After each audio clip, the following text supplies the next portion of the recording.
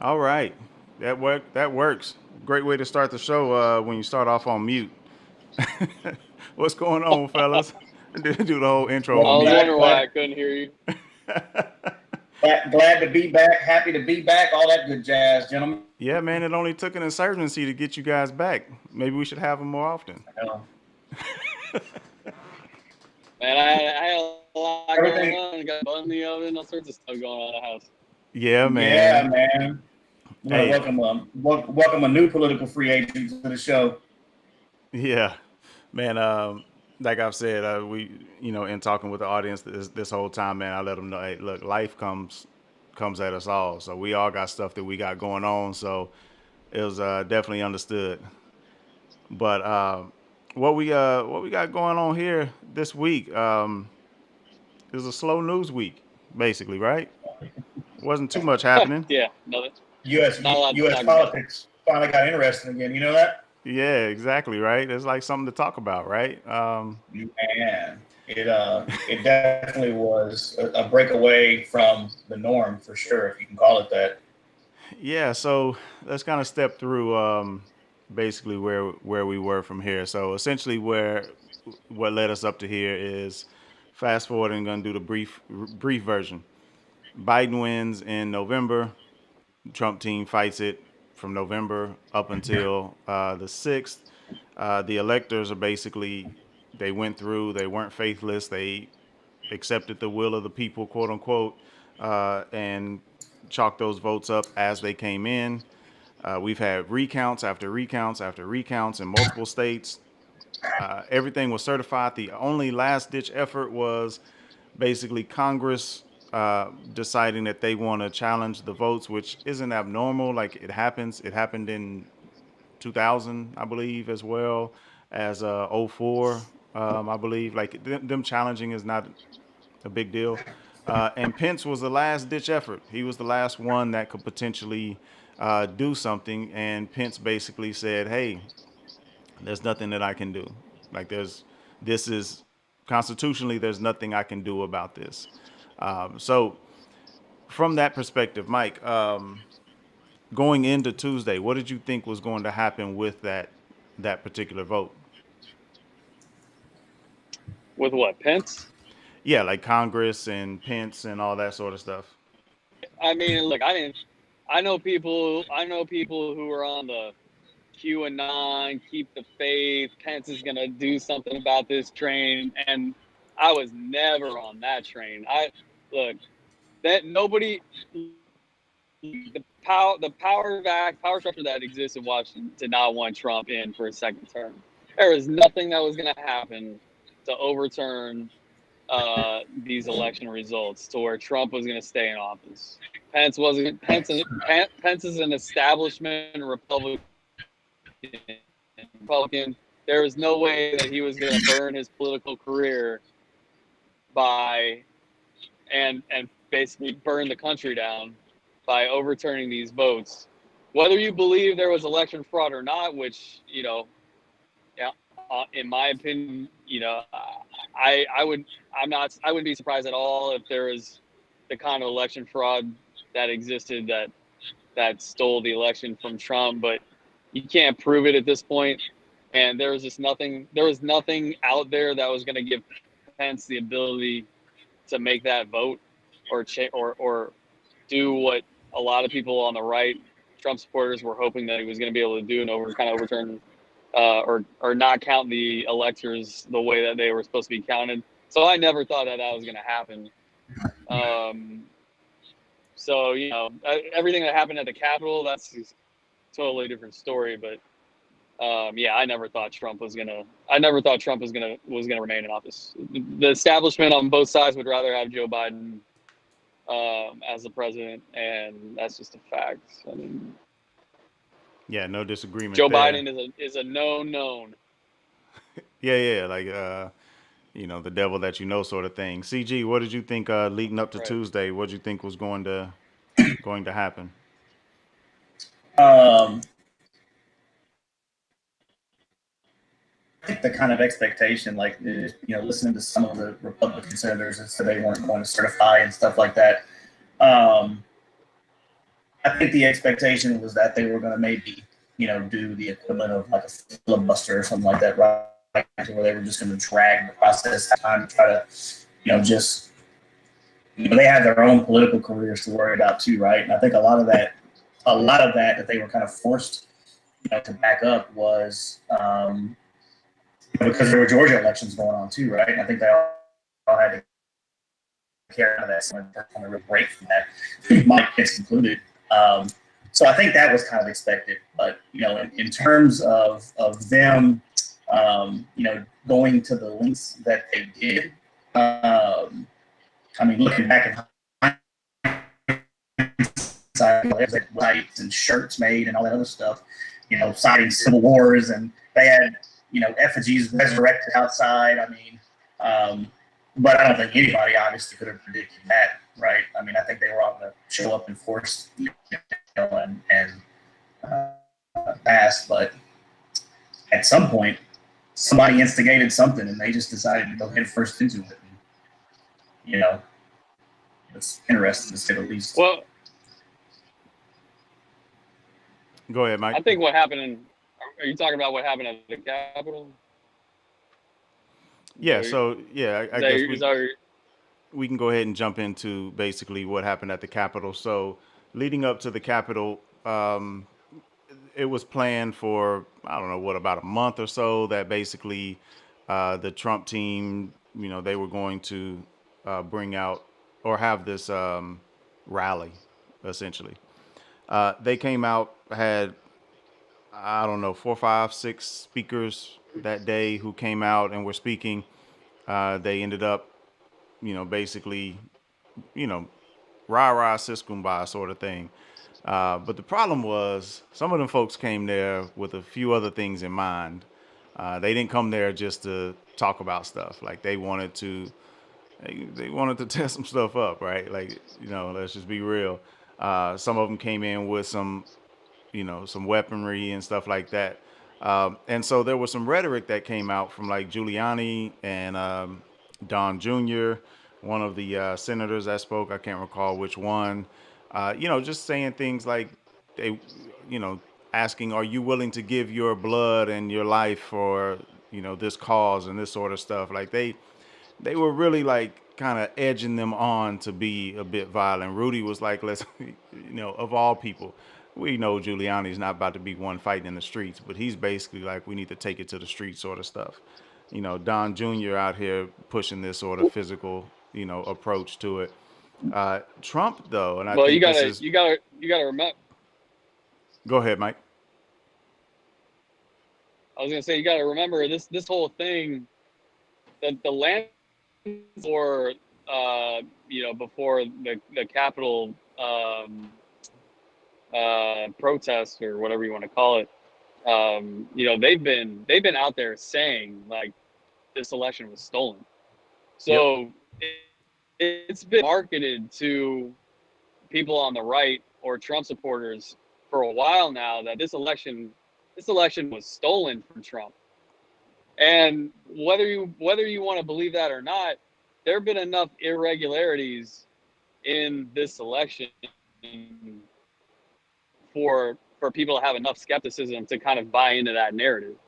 And so that narrative was at the foundation of this rally or this protest as people showed up to the Capitol a couple of days ago. So that's kind of like the underarching like idea and theme behind people showing up that day was, the whole stop the steal, this election is stolen from Trump. Like, we are holding out hope that Congress and Pence are going to do the right thing and kind of not allow this election to be stolen, given whatever constitutional options that they have. And that's kind of like that's kind of like the ground, or that's like the groundwork for what happened as far as like people breaking in the Capitol. Because whether you believe it or not, like whether you believe that the election was stolen or not, that was the sentiment for the people that showed up, was that this thing was Yeah. stolen from Trump, and that's a big deal, right? Because if it's true, whether it's Trump or not, if it's true, and the election, then that has all sorts of like deep implications for the country. Um, from an election standpoint, just going forward, whether it's some other president down the road, like if they've gotten it, if they've set up the election system in such a way where they can literally steal an election from Like somebody Al Gore, who right? or whoever, right? Al Gore. Al Gore kind of centered around one state, I think, with that whole hanging Chad thing, um, but Al Gore was still an establishment person. That was like two establishment people fighting just for the presidency. Donald Trump is like completely not establishment when it comes to traditional Democrat versus Republican establishment. He's outside of those boxes. So, Right, but that wouldn't um, stop anybody from manipulating an election. But we have so like these irregularities, we have them pretty much every election. Like it's not abnormal, and we can make connections left and right and all that sort of thing. And so like from the jump, like I was like, show me the evidence. Like I want to see what is actually there. And I saw a bunch of connections that you can like draw lines between these things. But like the whole build up of like releasing the Kraken and all this sort of stuff, like I mean they just gaslighted all these people into believing that, oh my God, this thing absolutely did happen. I mean, Hugo Chavez, like I mean they made all these connections that they wanted people to believe, and so they came up there thinking this is our only hope. We have to stop the steal. When in fact, there was nothing they could do other than rally on Republicans to fight in Congress. Uh, well, and so, I think that's all. go ahead. I think this all really hinged on this whole mail-in ballot. Well, it did, but All about the mail-in ballot. yeah, the problem is But, that it was the Republican legislature, and it was them that were making these changes. Like but I mean, the everybody problem could is have that mailed in. the problem is that they invalidated their own argument. I mean, Trump invalidated his own argument when he called to Georgia and gave them a specified number of votes that he wanted to find to be able to overturn it. Which, I mean, you're talking about. What was he saying? I'm hearing that they replaced certain parts of the machines, and then it became, oh, they took specific parts of the machines, but now the machines can't be found. And it was like, listen, man. At the point you're telling everyone that you have evidence that the election was tampered with and stolen, but then you're gaslighting people on the phone, members of your own party, which that call came directly from somewhere is inside the White House. It didn't come from Georgia. I mean, the audio itself kind of but Trump's never been part of the Republican Party. This is like, I don't think the Republicans wanted Trump to win anyway. Like, I'm talking about the Republicans that matter, right? Like the people that actually control the party, the establishment Republican Party, the people that have the real power in that party. I don't think they want all of these. Everybody seems to think that because Trump's the Republican president, like somehow the Republican Party really had his back, like where it really mattered, like deep in the heart of the power structure. Like, I mean, if you're a regular American and you consider yourself on the right, or you can flag at the moment, but when it comes to the actual Republican Party, like the power structures, I don't think they really wanted him to be president. Like they didn't want him to be president in the first place. So, that's why I kind of find this whole thing just funny that, as far as like the whole, Republican Party kind of invalidating themselves. Like they said, the Republican Party and the Democratic Party have set up this election process to favor themselves once Trump is out of office. I mean, if to Patrick Bet David's podcast yesterday or today, and you know, through TSA. Mm-hmm. Well, he didn't have to show his boarding pass, and he asked why. He's like, because that's the beauty of IDs. Like the ID is going to tell you no. He's like, so you mean to tell me that I have to have an ID just to get on a plane to go to point A from point A to point B in this country, but in order to vote, I don't have to show an ID and prove who I am. But I gotta prove who I am in order to fly from one place to another. But one of the most important things in this country, which is the integrity of an election, you don't have to prove who you are and show an ID in some of these places, which is crazy to think about, right? And so, and that's just one little thing to pick on when it comes to the elections. But that's what I'm saying is both power structures have set up this election process in this country to where there's so many holes with lack of showing proper identification, to mail-in ballots where all you have to do is see if it's signed. Like, how do you verify if that's somebody's signature or not? To these voting machines and software inside them that may or like where you can, like, multiple people have testified over the years that you can corrupt the software very easily and flip votes if you want to. Like, the system in this country is so jacked up at this point that nobody's really gonna trust it. Like, and the country is so split up because of the media, that, you know, now that you got this massive lack of trust, there's just no. I don't think there's any getting it back at this point. Well, let's Well, be I clear mean, about one thing. What Patrick was talking about, just to unwrap a couple things here. Past thing is like, well, yeah, he's at the point where he's already been checked in and that sort of thing. Um, he when he, probably had TSA, which is yeah, like why he's he's not already he's flying. not very verified. He's not flying Right, coach. right. Like he's in, that's a completely different But argument. the point is that he had to have an ID to verify who he was and what he was doing. So you have to have that for a flight just to travel from one place to another place. Why don't you have that? Why isn't that a national requirement? That's a national requirement. You have to have an ID in order to fly. Why isn't it a national requirement that you have to show and prove who you are if you're going to vote, So we've been down this right? path before, and basically voter ID, what it boils down to is the way that they use voter ID is to suppress in a lot of areas, and we've seen it like in Alabama. They want to say voter ID is required, and then they shut down all the places to get IDs. Only in the black counties, by the way, and it's Mm-hmm. not hyperbole. Literally Well, just happened a few years ago. hold up. Can you name? I can't think of how many people in this country do you think government or state issued ID? You'd be I mean, surprised. you have to have an ID to do You. anything. No, you You don't. have to do that.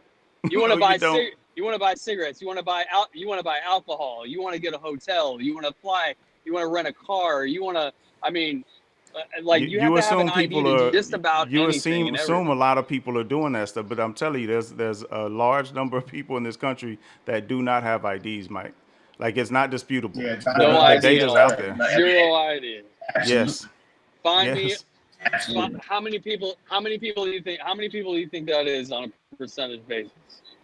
I haven't looked at the percentage, so I couldn't tell Like you. 1%, That's fine. 1%, I know Chris point say five he'll percent. look it up, so I I would couldn't be tell you the I would be number. hard I would be hard pressed to believe that more than 1% of this country doesn't have issued ID that shows their face, their date of birth, and an address for whatever state that they're living in.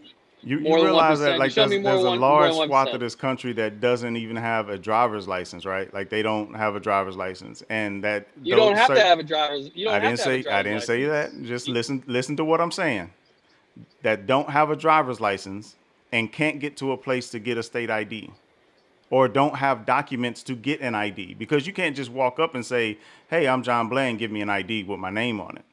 You have to have some form of proof of that. Like this, it goes way deeper than just you have to use it in all these areas that we're accustomed to using it. It goes way deeper than that, right? Now, in general, the idea of presenting an ID, I'm not against that. But if you're gonna do it, then just make it easy for everybody to get an ID, right?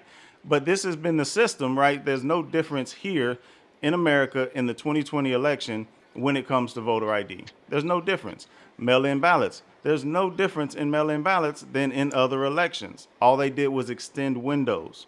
That's largely what they did with the mail-in ballots, right? So all of these The, irregularities that came Damn. up, and it's like, these sort of In concepts a that caused it. in a in It's a normal. 20 dude, the only Go ahead, Chris. in a 2012 speech to the NAACP in Houston. This was Eric Holder talking. A recent study showed 25% of African Americans, 8% of whites lack government issued photo ID. That was in 2012. Right. That's crazy. It's Which not means abnormal. yeah. And I think the other thing too is, like, I'm reading this other one right now, and this, like, especially in rural, I know in rural areas, like especially in small places like, referral people there that don't have IDs because they can walk everywhere, That's what I'm right? saying. So And that's why I I bring mean, up the driver's license, because I actually have yeah, talked to people and was like, get your ID. And they're like, well, I don't have money to get to Sinton. I don't have the ability to get to Sinton. And that's 30 minutes away, right? Like, it's not as clean cut as everybody well, has an here's this ID. other thing too. Like, I'm reading this, and, like, even then it looks like it's a large percentage of elderly people that don't Yes. have it, right? well, And that's they're what talking about, that's a they're population talking to this that I woman would that's, think that I yeah, would think didn't have one. that's 84, and that's what she said. She was like, you know, she grew up in a small town in Wisconsin, and said she sympathized with many seniors because a lot of them never had birth certificates to begin with, so then they don't have social security cards, which means they don't have any ID. And it's like, well, I tried to go get one. This is what she's saying. I tried to go get one with a baptismal certificate, and they basically looked at me and said, we can't accept that. Yep. And so I have right here in the chat, Wayne Frazier says over 300 people on my caseload in probation, more than half didn't have an ID. Like this is not an abnormal thing, man. Like it's 2020. Yeah, you assume everybody has it, but it's not abnormal, right? Like there's other ways that I think we can deal with validating and voting. I think obviously I'm techie, so I think blockchain. We can definitely do something with that. There's already tech out there for that. But when it comes to like using that as an impetus for this was stolen, it's like, nah, like they can keep pounding that. But if you want it to change, then just make it super simple for people to get their ID. Yeah, Like just absolutely. stop fighting against it and just make sure. But they don't want everybody voting. Like, let's just be clear about that. They do not want everybody voting. So they're okay But there was with a there was a shutting down these there was things a and case in making it difficult. There was a case in Alabama not too long ago where, um, and this was rurally, right, between rural, um, courthouses where you could get IDs and places where you could vote. I think out of 83 locations, I think they closed 75 of them or something like that. So, you're talking people who, if you don't have an ID, you're probably extremely limited in resources to begin with. No one's going to go out of the way to get one because, I mean, it only changes one function of their life, right? Which is just being able to identify who they are. So, yeah, I mean, it definitely is. Uh, it isn't. It isn't. I didn't realize it was that common though. I mean, those numbers are huge. Yeah, and in the Alabama case, the Supreme Court had to come in and they basically threw it Yeah, out. they And there did. was, and it wasn't even just Alabama. Yep. I think it may have been Georgia or somewhere else here in the South that had a similar situation, right? So, Yeah. but either way, getting out of those weeds, leading up like that, like I say, they've been gaslighting these, Trump's followers for this entire time. But they've raised, and I hadn't checked. You know what? I'll pull it up and verify. But They had raised something to the tune of like $300 million after the election. Uh, that was all, money that, or not all, a good portion of it that Trump could end up pocketing to pay back any sort of debt related to the But campaign or anything that he wanted to do post election. And only a portion, which I believe it was 40%, had to go to the Republican um, National Committee. So, even after the storming of Congress happened the other day, Ivanka was on Parler. They were selling bugs or something like that, and the number they were trying to hit was like $100 million or some insane number like that. yeah, I like haven't looked to see it's a whether they grift did it or not, but they're raising extraordinary amounts of money. for something that they knew they couldn't win, right? Like, why? Just think about it. In a normal news cycle, what Trump did in Georgia would be the topic, because he's basically telling them, we need you to find fraud. Like, there's no way, like, he literally is telling them, we need you to find some fraud. Georgia had three different recounts, three of them. Like, I don't care how you slice it or what, conspiracy, somebody wants to throw out. They had three different recounts. The votes changed on the first one because they did find two or three counties didn't upload a certain pack, so they changed a couple hundred here or there or something, which is important to do. I think it totaled up to like 1,000 or something votes in the end. But they went through, they did the recounts, they tried, and they tried again. I mean, how are they going to find them? What rock are they going to find them in? Was it Minnesota? I believe the Trump campaign paid $3 million for as well. And that recount came back with the same totals, right? So, I mean, I'm all for it. If there's challenges, challenge it. Present your evidence. They had ample opportunity and they didn't, but they still been Yeah, but raising money they on it weren't allowed. No, they weren't allowed to present the evidence. The courts wouldn't even hear the evidence. because you got to Like, present the, a viable case, and they're not Yeah, presenting viable cases. look, man, there's plenty. There's plenty there that they could paint they could have a viable case if the courts would actually hear the evidence. But the courts decided they didn't want to hear the evidence. But that's not how it works. because there was I mean, there Chris, you was can no speak to evidence it. to hear. Like they're That's the presenting a thing. When they case that doesn't have any legs on it, right? Go ahead, well, when Chris. they were filing This is your when they area. were filing their motions, that's exactly what they were saying. Is they were saying, we're having issues with I think a that's broad range of spectrums of issues. Well, what were the issues? And then they would verify the issues. Well, that's not what you're saying over here. So then they're contradicting themselves. So then they're coming back and they want them. Well, for instance, they weren't allowing the people that oversee the vote certification. At first, they said something to the range of, well, there was nobody there. They wouldn't allow them anywhere in the building. Okay, well, then who are we looking at on camera here? Oh, well, those are the vote certificators. Well, you just told me that they weren't in the building. Well, you know what? They were in the building, but they were 15. Well, they can be inside 20 feet. Like, that's the rule. So they kept invalidating their own arguments, and they filed such a broad range. I mean, they had stuff misspelled in briefs. They had stuff titled wrong. Like, they rushed all that stuff through, and I think they lost something like 83 cases or something like that got thrown out. Like, that's a lot of caseload, man. 83 cases? You know how many lawyers work on 83 cases? Hundreds. Yeah, and I mean, for me, it boiled down to at the end of it, like, you present a case that comes before the court that is viable, and they'll hear it, and they just weren't doing that. Like, no way that we slice it. They weren't doing it. But, but but I really think, I really think though that what happened was, I think they thought they were going to go straight to the Supreme Court with that thing, Yeah, they and wanted not to. have and not have to present any evidence at all, because they were just going to be able to get in front of a conservative majority and essentially strong arm them into getting them what they wanted to do. And when that didn't work, they had to take it to circuit courts, then they had to take it to appeals courts, then they had to take it to federal courts, and Yep. nobody wanted to hear it. I don't And know. the worst part about it,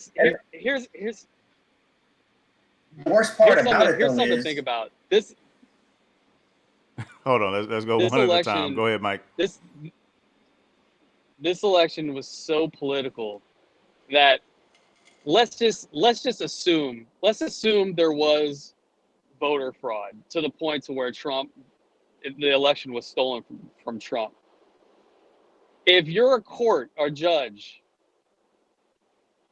to come out and legitimize that argument, I want you to think about how that plays out. How does that play out for the country? Like the domino effects that happen for the country, for the stability of the country, for the integrity of the country, right? So once that decision is made to legitimize the argument that this election was indeed stolen, right? The dominoes that fall from that when it comes to the integrity of the country itself and the country moving forward gets completely thrown into chaos, right? Judge, you have to take that into consideration when you're like weighing the options of how to even rule, view the evidence, what decision that you're considering like to make. Like you don't think that's a heavy weight on somebody's shoulders just to even to say to yourself and think through your decision. If I make this decision about legitimizing this argument, what happens after that? Because it's Yeah, not so like I'm sure they think these about people are that. human. I'm sure they think about that, but that's not Yeah, going to these have people a are human. legal basis to say, oh, well, it's going to be a tough decision, so I'm not going Doesn't to hear it. need to be. It doesn't need to be. It doesn't need to have a legal basis. Let me ask a judge, and the decision that you make, I literally essentially destroy the integrity of the country. And I'm not talking. That's not just some minor like thing to say, right? You're talking about throwing the country into complete and utter chaos because of the political landscape that exists, the person that's in office, and what it means for like the country. What are you gonna do? Are you just gonna like do You cutting you out a little bit there. really think, Yeah, you're cutting out. We can't hear you, Mike. Yeah, so especially if you're a judge, just mute that side. We can't yeah, we can't hear you, Mike. Your audio's cutting out real bad. But I'll answer your question. Hopefully, you can still hear us. So your impetus is to say that the judge is going to rule against Trump because it's going to throw the country in turmoil, and not that ruling for Trump is going to throw us in turmoil, right? Like it's not like this was going to be an easy decision on either front.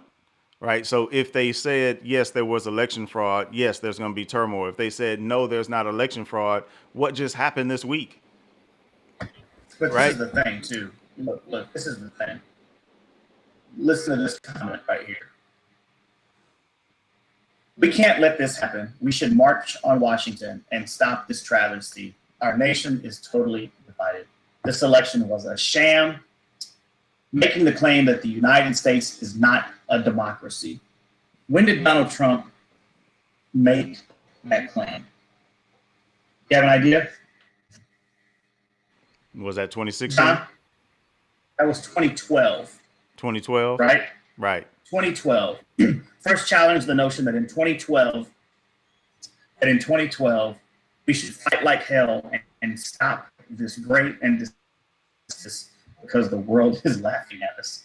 2016, Ted Cruz stole Iowa. He didn't win it. That's why the polls were wrong, and he got more votes than were anticipated. Based on the fraud committee, we're going to investigate the Iowa caucus, and new elections should take place, and Cruz results should be nullified. Right? In addition to winning the Electoral College in a landslide, this is afterwards, I won the popular vote, and if you deduct millions of people who voted illegally, I would have beaten Hillary Clinton by far worse. Then we have what's going on in 2020. basically what it boils down to is no one gives a damn what Donald Trump says because he's been saying it for so long with no evidence. He has no evidence now.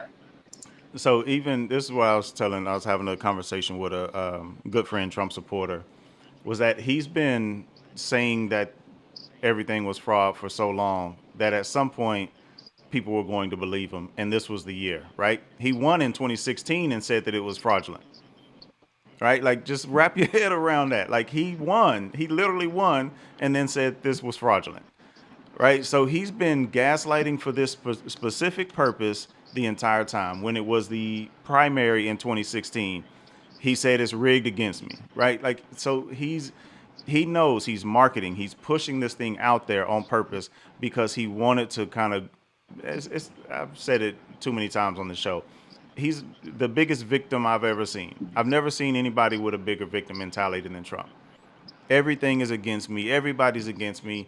Nobody wants me around. Like, I mean, it's boo-hoo, wah-wah for the party that's supposed to be the ones without the victim mentality, right? So for a judge to come out and say this case doesn't have merit, I would expect to see some other judges, right? Because there are literally Trump judges, right? Not just ones he appointed, but judges that believe, Trump is what the nation needs.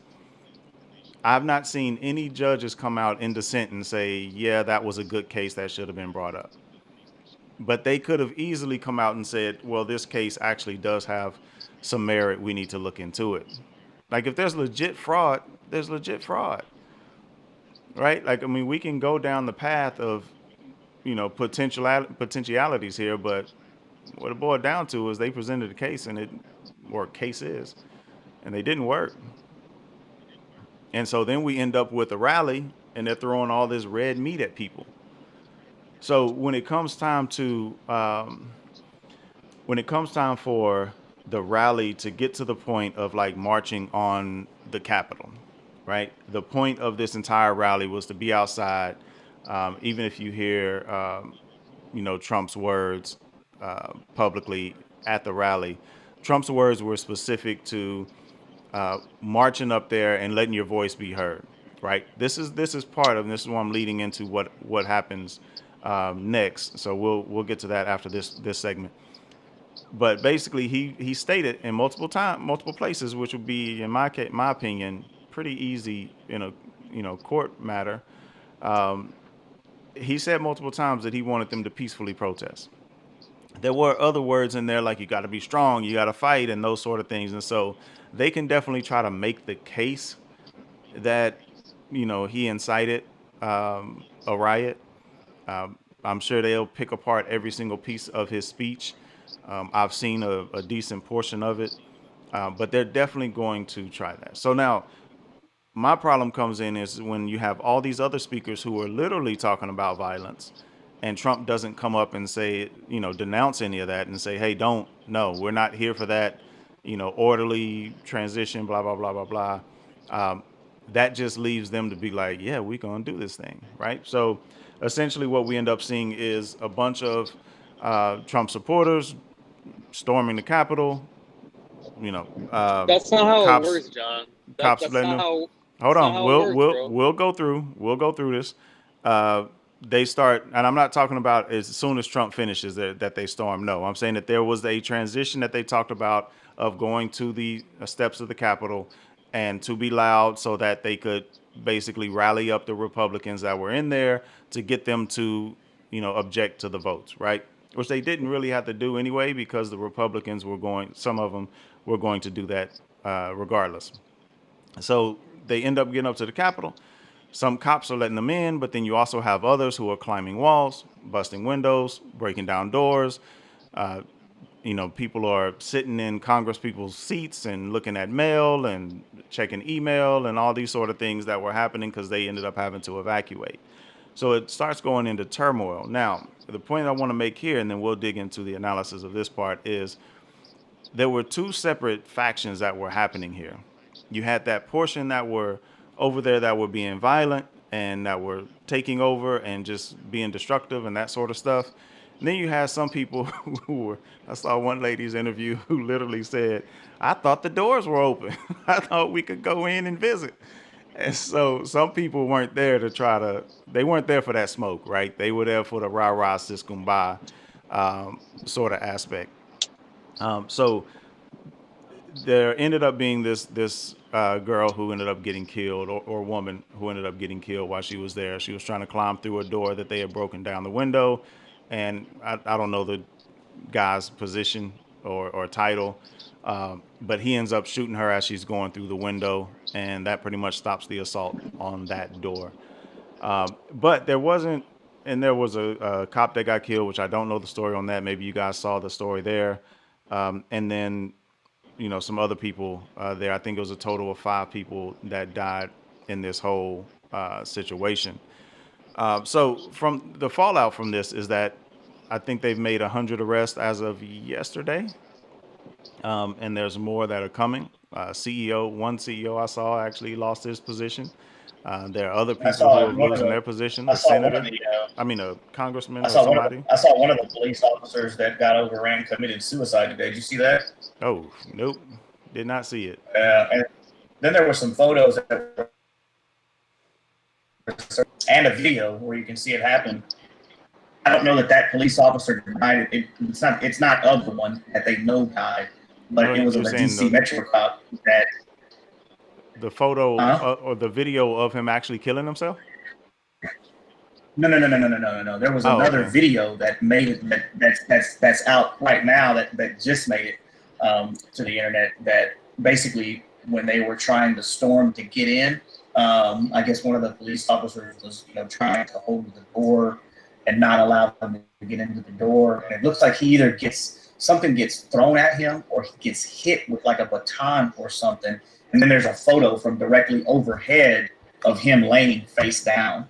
I don't know that that dude died. I think he might be in critical condition, but there's still a lot more that's being or making its way out now from police officers that were still injured there on the ground. Yeah, they're definitely combing through it. The Capitol Police actually, the head of the Capitol Police, he actually resigned.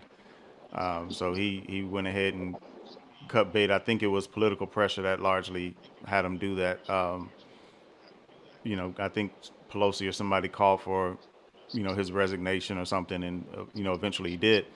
But we definitely saw Well, an yeah, this one of the abdication of their responsibilities here. Like they didn't protect this area. Let me say they did a good job of protecting the Congress people, right? But they did not do a good job of protecting and keeping them out of this building in areas they weren't supposed to be. Go ahead, Mike. Based off the resources they. Right. Go ahead, Mike. these people were allowed to these people were allowed to be way too close to the building in the first place. I mean, I guess so. I kind of want to. I kind of How far back should they have been, Mike? How far back? I mean, you're talking about not all of like Congress is inside the building, so I mean, probably should have had at least a block radius. Right, because I basically mean, everybody these was there, people, right? Like you had right? Trump, Pence, and like the whole secession of the government. It's like right there, pretty much, right? I mean, there were enough people there to where the fact that they got that many people got that close that easily is, I mean, it's dereliction of duty or whatever you want to call it. Is like Chris said, given the resources they had, like just on a on any other normal day, they would never be able to get that many people. Would never be able to get that close, Right. right? How much? And How this much? is like How this much? is like How the much? most politically charged day in however many years, the most politically charged day, and they let them get that close. I And you're mean, not what do you prepared. think is going to happen? And And they you're not just How prepared. got much? they just got through And think trying about to like kidnap a it's governor like less than a month ago or so, or 2 months ago, right? Like they just like we've seen this group of people like try to like kidnap and kill Congress people and governors and stuff. How are you well, not well, prepared? well, well. Here's the other thing too: is that this country has gotten to the point to where both sides think that this country has essentially been sold out to whoever it is that you think that the country's been sold out to, and that neither side is doing anything necessary anymore. I mean, if you're the kind of person who, like this woman that got shot, Air Force veteran, combat veteran, is from California, like her state, like she was a registered libertarian, but she was a Trump supporter. Um, you know, That's a contradiction. your state being what is what is libertarian Registered Trump supporter? libertarian. Yeah, Not really, not really. that dude doesn't have I mean, because libertarian if principles. That's not his outlay there. yeah, but when you only have two options, most people just pick the lesser two evils, right? Right, and Now so for the vote, yes, I got you. Yeah, a lot of libertarians side more on the right than they do as Mostly far because as of like. taxes, right, Mike? I mean, I don't. Libertarians don't. somewhat What's that? fiscal policy largely. Yeah, and that's largely why Yeah, libertarians. right. Exactly. You know, if you're a veteran from a state, especially from a state where like the Democratic government has essentially destroyed the state that you grew up in, and you believe that after serving your country, essentially sacrificing years of your life for your country, for an idea that your country is supposed to represent, and you really believe that this country has been sold out and that the election of a duly elected president has been stolen, and all of the things that, and this predates Trump. This goes Right. in this country predates Trump, right? Everybody needs to remember that the country didn't just get to this point under Trump's presidency. This has been brewing in the background for a long time. Trump got elected because the Democrats and Republicans have completely set up for so many decades. That's why he got elected in the first place. Trump's election was a referendum on Democrats and Republicans in general. So we've gotten to the point to where people are like really believe that this country has been call it the establishment, whatever you want to call it China and Russia. Who the hell knows, right? But a lot of people just don't believe that the government or the people that control this country represent them anymore. And a lot of people believe that there's enough power and influential people to steal an election. And so whether you believe that or not, that there's enough evidence to prove that is the underlying feeling for a lot of people. And that's what causes veteran females to try and break through the door of Congress and and then essentially get shot and killed. Like that's what's causing this kind of thing to boil over. And it's not going to get any better under Biden. I guarantee it's not going to get any better under Biden. Biden's going to screw things up so royally over the next 4 years that I can't even imagine what it's going to be like in 2024. So, it's very aggravating, especially for veterans, right? Because when you serve in the military, you really buy in to the idea of what America is, right? Because when you put your life on the line, it doesn't matter if you're a combat veteran or just a veteran, or you serve in logistics. You're part of an organization that essentially is the front lines of protecting what it is this country is supposed to represent. And so you take the ideas to heart just a little more than your average American who's just living their life and enjoying freedoms that America is supposed to give you. And so we're now at the point where like there are a lot of people out there who believe that this country is just lost. Like we've lost this country, and we lost it a long time ago. But we're now at the point to where people are storming the Capitol, right? Because that's the feeling. Whether you think it's Trump's fault that we got to this point or not, that's the feeling. And I got news for you. This is a feeling that has been brewing long before. Has been brewing and it's been growing. So I'm right there with you on that front.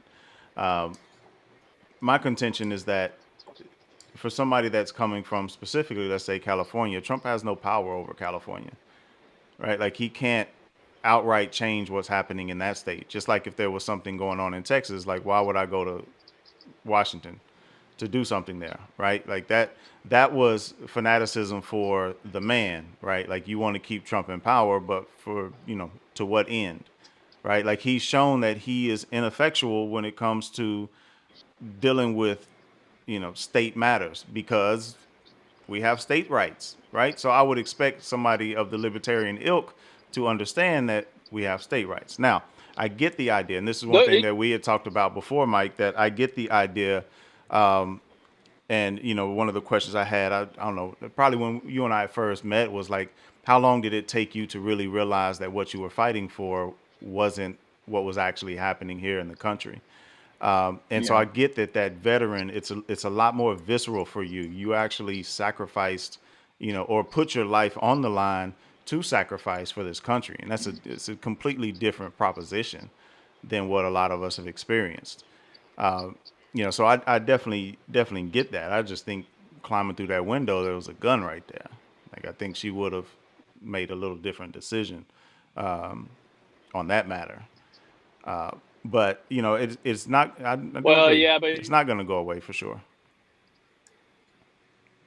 no, Go it's gonna ahead. get Go ahead, Mike. worse. And I'm the only reason I brought up the California thing is, you know, in the mind of a libertarian or somebody who's a pro-Trump supporter, if you see, because Trump, like it or not, Trump represents the other side to the two-sided system, right? He's the Republican, and the other side's Democrats, right? So if you're coming from a state where essentially your state's been economically destroyed because of the Democratic policies of governors like Gavin Newsom, who are, they're essentially like crushing the California economy with all these rules that, right? I mean, in Texas, they're not shutting down outside, outside dining and all these other things that California is doing right now. It's crushing the economy over there. Yeah, we don't have So anything like the cases they have though either. But they did shut it down here. We shut down an entire we've got fair, plenty, shut down dining. Like we shut we, everything down here we've too. got We plenty of just cases. we just opened It up. sounds Yeah, like but they're, we, but we, but we focused on, it sounds like they're getting ready to shut it again too. opening up. Yeah, we did But focus on that, and we and focused on opening up. yeah, no, I'm with you there. There's a huge difference. Now, mind you, I'm not a Gavin Newsom fan by any measure. Like the dude tells people don't go out, and then he goes out and has a dinner party, right? They say they're gonna arrest people, if they have more than what was it, 10 people or something like that Right. in a gathering, and like I mean, yeah, they're hypocrites. Like it's, it's not a well-run state. I think it's definitely has some All I'm issues. saying is that the perception, right, that Right. somebody would have where one side is completely screwing the country up, and the other side is trying to do what's right for the country, right? Whether you believe that or not, that perception helps motivate somebody to like I said, essentially try to break down the doors of Congress. But it's all kind of moot at this point. Like you said, they should have never got that close to the building in the first place. Honestly, I don't know how you don't go through some sort of escalation where you're going like you're pepper spraying somebody Oh before yeah, you shoot absolutely, them. You know what I mean? There was absolutely. no escalation of force, and they should have never got that close to the building in the first place with all of Congress, Yeah, meeting. So it's just like there were so many things wrong with the situation to get to the point to where that lady got shot, that it's just like and there's so many layers of failure built yes, in to that situation happening. It's like a microcosm for just the way the government and the country is being run in general when it comes to both parties, right? Like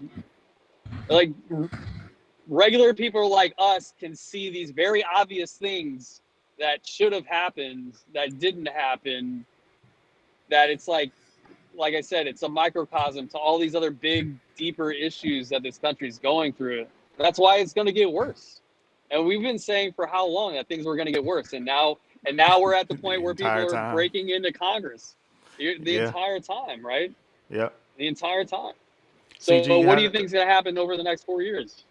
Yeah, no, for sure. CG, how did you see this? Power, you would have to off that many blocks, to not let them get that close. Because the reality of it is, um, in the numbers that turned out, you're talking about probably tens of thousands of National Guard, DC Metro Police, Secret Service who would have had an entire perimeter cordoned off, right? Like, they would have 100%. had to push them further out.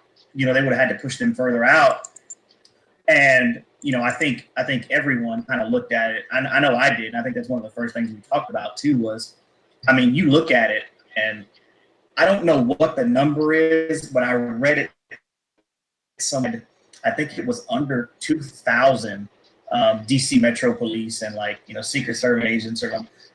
That's a very, very small number when you're talking about several 100,000 people that showed up. And with that too, the Secret Service is specialized, right? Like they do one specific thing. The DC Metro does another thing. I don't think that either of them, and I could be wrong, is adept to crowd control just because that's not their thing. That's not Right. what they do. Which is probably why they would have needed the National Guard to come in, because in addition to the National Guard, they understand things like logistics too, so they would have been able to funnel people to different places. You know what I mean? Things like that. And it raises another thing too when you start asking, well, what happened? Why weren't those people there? Right? And then you start getting into a completely separate political issue on the backside as to those calls weren't made. All those calls were made. Well, what happened? Who held them up? Oh, somebody was directly involved in this. There was a whole other layer behind this thing to where, and I think it speaks to a completely separate, to where if you were to just, let's say you were to take Trump and Biden out the picture and just have a generic politician thrown in there. The fact of the matter is that it goes along they continue to use people to inflame them with rhetoric, to make it look like they're either on their side or that the government is not working for you. It's really not going to work for you. They continue to use people as pawns to continue to get what they want, and that's the bad thing. You're right. Is there's no bounds as to when they'll stop to continue to inflame people, to use the rhetoric against them, to turn them against each other, because when the oral histories come out about this thing, man, and people see what was going on behind the scenes, I can't imagine how much money was funneled out, and how many special interest groups got money through these PPP loans and things like that. There'd be so much stuff come out, man, that the government is always going to operate under its own interests, man. Hopefully they're scared. They're scared as hell now. Maybe that's one good thing that comes out of this, right? Is that they're so damn scared as to what happened. They realize that they're touchable. Who knows? Maybe it will change. I think this is a massive. This is a massive lapse. A massive lapse in security. Absolutely. It wouldn't. Think about what our legit enemies. Oh, they were salivating. That this many people got that close. That's exactly what I was about to bring up. Yep. Dude, it would have taken 1 to 5 terrorists with some decent sized bombs on to go in there and wreak complete havoc, and they could have gotten in there so. Yep. Yeah. Realistically, it's amazing the kind of security. If 5 guys would have went in there with or 10 guys would have went in there with suicide vests on, they'd have blown the whole inside of that place up, huh? Yeah, they actually went in with some pipe bombs. They say they hadn't found them or something like that, but there's a bunch of speculation. I hadn't seen any legit sourcing for that, so don't take my word for it. But they say there were some pipe bombs that they saw being planted there, and so just imagine, that's you definitely hit the point that I was about to make, Mike. Was what are actual external terrorists, not domestic terrorists, but like external terrorist groups thinking, looking Who at hate this. everybody, Yeah, right? like they don't Oh, care who's they in there. gotta. Yeah, they see. I mean, that's a. You couldn't have. You couldn't have. You couldn't have made a softer target of the Capitol that day, with Congress being where it was and how many people got that close. Like For real. it's crazy if you really think about it. But I mean, here's the thing: this is what feeds conspiracy. That didn't help Trump. Like that kind of see, you have to ask yourself either one or two things happen. Either the people running the security of Congress and DC were so incompetent they couldn't think to keep that many people that far enough away from Congress to allow that to happen, or somebody let that happen, right? So either they were so incompetent that that some like people like us could think of it, like think not to let that happen, but they couldn't, given all the resources that they have and all the power to make that happen. That they were so incompetent that they just it kind of flew over their head, right? Or somebody let that happen. And why would somebody let that happen? Because in no way, shape, or form does that happen and it benefit Trump. Nothing about that day benefited Trump But at that's to all. assume that So they were thinking rationally. Like at that point, there's irrational okay, thought so that's happening. this is what I'm saying. You can believe one of those two options.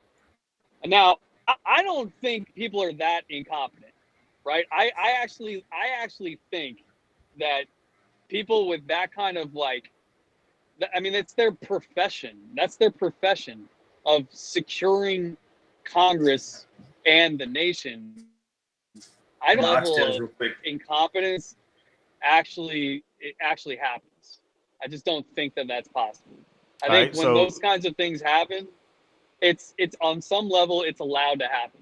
Somehow, some way, it's allowed to happen. right, so here's the thing that I would say to that is that in that vein, we have Congress members who know that certain things are not going to be uh, impactful. They're not going to work. These things aren't going to be legit, right? Like they don't have any standing, this sort of thing, right? And they know those things are like take Ted Cruz. It wasn't going to work what they were trying to do, right? They knew constitutionally that stuff wasn't going to work, but they still did them, right? Because they were trying to appease Trump.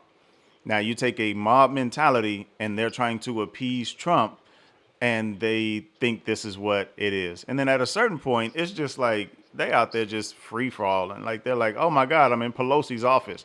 Let me do this really cool, funny thing that everybody's going to love, right? Put my feet on our desk, right?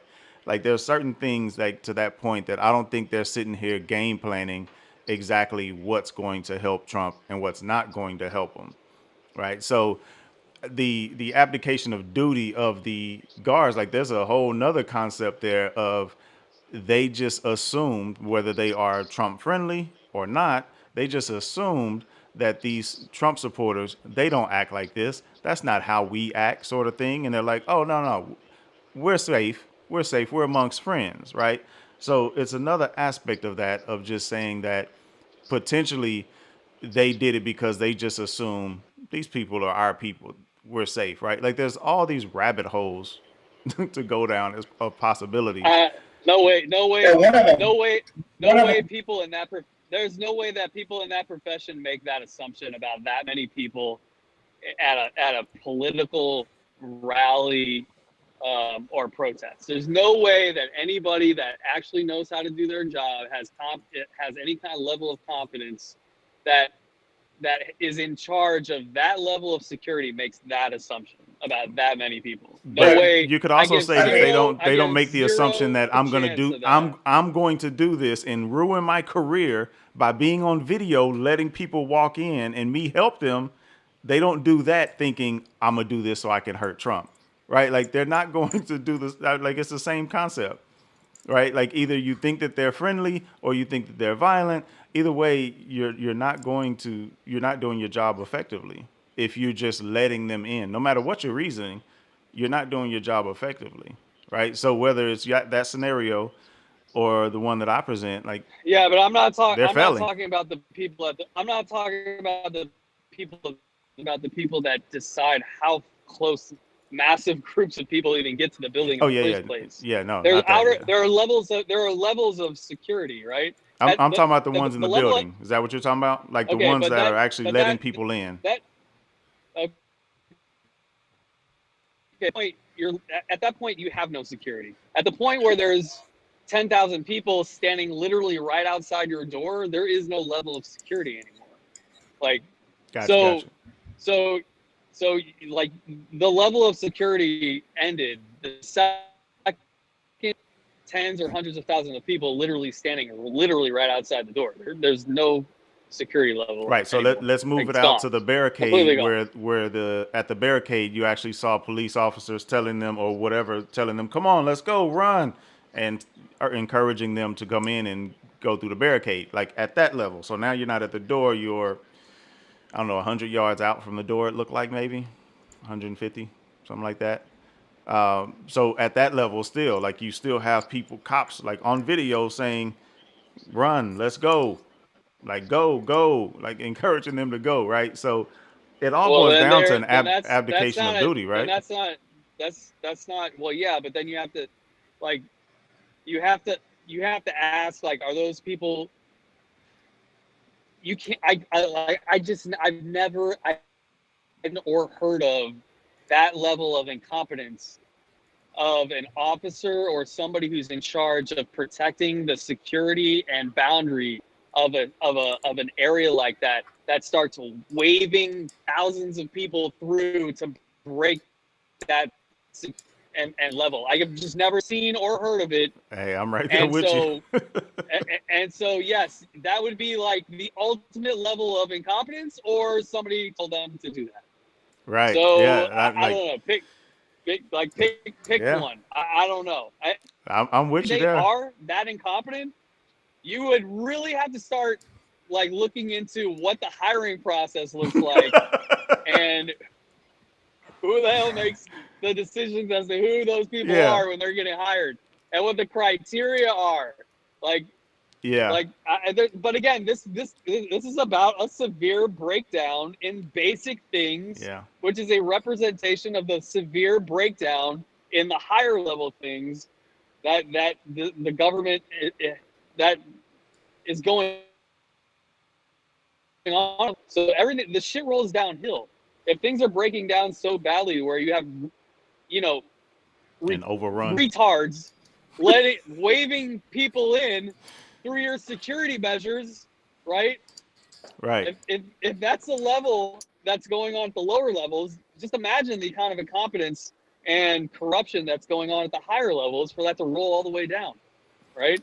Yep. So Yeah. So I'm with I can't Chris wait. on like once like they're combing through this stuff, man. Like I watched Twitter on Friday night, I think it was, or early Saturday morning. I woke up ridiculously early and I was just checking to see what was going on. Man, they were starting to like pinpoint and like find these people and go through this footage and like what was going on and who failed where and like it's not over. Like in terms of like dissecting what happened in this event. And I think there's going to be some heads higher up that are going to potentially roll, not just because of political pressure, but I mean because of like making some outright decisions that were faulty here. CG, where do you see Or this they'll get going? Next promoted. steps? Yeah, yeah, I know, right? Yeah. What do you think in terms of next steps? Where are we going with these legal challenges with 25th Amendment or impeachment or trying to push Trump to resign? Which I'll just say, I think before Trump lets an impeachment happen, I think he'll just resign anyway. Or let the impeachment What happen and then he's gonna pardon what are you himself. going to impeach him for? Impeach him for what?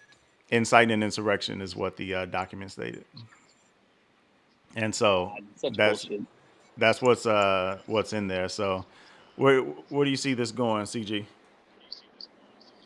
I don't know. I mean, it looks like they don't have enough support behind the scenes. I think they said it was something like, but 20 Republicans on both sides that said they would support it or something like that, and they had raised the issue of doing it with a blind vote or something like that. I saw, or something to that effect. But I mean, it's 10 days away. I think at this point.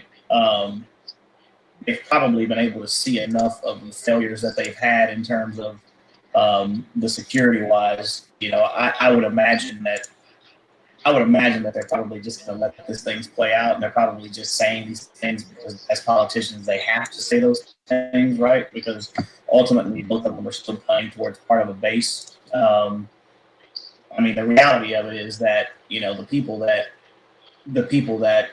storm the Capitol are going to be pissed off no matter what happens. The only acceptable answer to them is that Trump somehow wins the second term or something like that. So outside of that, they're not going to be satisfied with anything. I think they're probably just going to try to run the clock out on it. Is what they're gonna do. But the passiveness is just, it's funny to hear some of these guys speak like Lindsey Graham. I mean, I think he was out there. He was talking the other day, and he was like, you know, giving his opinion on Trump's rhetoric and stuff like that. And he said that he believed that Trump had taken it too far, which is why those people had, you know, um, ran up on him in the airport the other day, right, and told him he was a traitor and all that stuff. But it's funny to hear them, say things like, "If one more things happen, I'll support the 25th Amendment." And it's like, I mean, you might as well just not say anything at all and just completely punt on the topic at that point. You know what I mean? But it looks like guys, I mean, even guys like Mike are upset about it too, and it looks like Trump has pretty much abandoned everybody anyway. I mean, I don't think he's been seen in public in days, and nobody's heard from him. Which, if they would have been smart for time ago, he probably would have. Instead of 75 million votes, he might have got 100 million votes. He wouldn't have had an opportunity to get on Twitter and act against his own interests like he normally does. 95% of the time, but. I think they're probably just going to hunt and run the thing. I think a lot of the people challenges and talking about prosecuting people, or I would imagine a lot of that's red meat, just because they have to say those things. But then again, who knows, man? I mean, stuff's been so damn abnormal over the past week that for all we know, hell, they may try to indict a sitting president. Who knows, right? I mean, nothing's predictable at this point. So McConnell actually came out, speaking from the Republican side, McConnell came out and gave the layout of what the procedure would be. That doesn't mean that doesn't mean that he necessarily supports it, but he gave the outline saying that if impeachment came through, here's how it would work in the Senate specifically. So when I first heard it, my post was that it's red meat because they just need to tell the liberals what they need to hear, right? That just seems obvious because of the timeline. I just don't think they have the amount of time. Now, the reason why a lot of people that I've seen, mostly liberals, obviously, want this to happen is because if he gets charged in the Senate, not just removal from office, but he can never hold office again. Right. So it's a forward thinking thing of like keeping Trump out of politics for the rest of his life. That's what I've seen in terms of that. And also he loses $1 million a year travel subsidy or whatever it is, budget. No more Secret Service. No more Secret Service access. Like basically all those presidential, no more salary for the rest of his life. All those presidential perks are gone. So that's why I see a lot of people pushing for it. But I don't know if they actually. I honestly think that they're going to get to the point, because obviously temperature is high, right? Like it's up there, and I think we're going to get to the point where they calm down off of it, and they're going to be like, you know what? Let's just transition. Let's just go to Biden and let's put it behind us, because they're still politicians and they're still looking for 2022 because they got to get reelected. There's zero. If you're a Republican, there's really zero political gain from impeaching Trump at this point, like zero. Well, so, I don't think so, because if you're in a district, like let's just say you're in a district that has a mixture, right? A mixture of Dem and Republican, not like a hardcore red, but let's say a purple district. Um, By the it's time you're, it's it's yeah, by potentially the time, beneficial for you to show that my morals, sort of thing, Nah. quote unquote, by align with my by district, sort of thing. by the time your reelection comes up, people have forgotten that. Then it's not gonna be that important to them. It's not.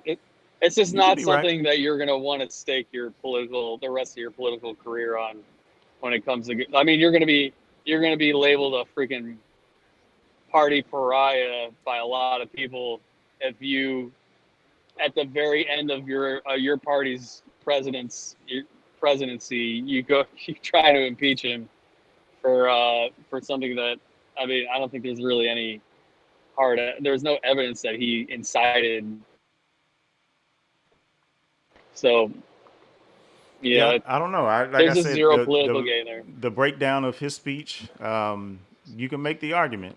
I don't know how strong of an argument you can make, but the fact that he didn't Pretty weak one. denounce the fact that he didn't denounce all the other people who were literally telling them to be violent, Giuliani Jr. Well, and okay, I forget the this other senator that was there that spoke right before him. So I think they could say like, and also the key point is that Trump put this thing on. It was his production, right? So at your production, people were telling a crowd of people to be violent. Like if I But if we're at the I point we're at the point where we're trying to hammer this guy for things he didn't say. No, no, not Like, not really that. But I mean, that's where look at it from a legal perspective, right? If you were an artist and you were at some event and you started telling people, or like let's say the people who were with you started telling people to be violent, you came out and started, that's what Trump doing said. whatever. Trump said to be violent.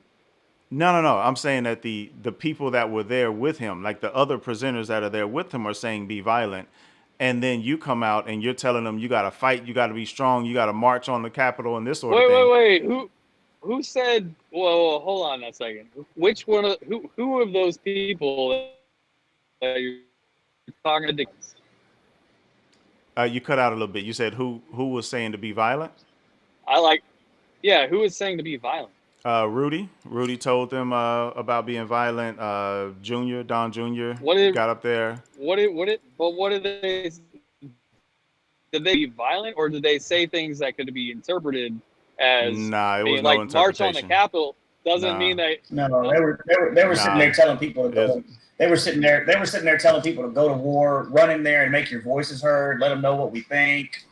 I mean, yeah, they were nah, nah. well, saying Rudy things in that's was not. very I mean, no, no, explicit no. terms. that doesn't mean be violent. Nah. Rudy was explicit. Rudy, Don Jr., both of them were explicit. I'll link you because we're running out of time here, but I'll link you Yeah, no worries. to the speech. But now Rudy, yeah, Rudy said, let's have a trial by combat, right? Like he's talking about Congress and he's saying, let's have a trial by combat.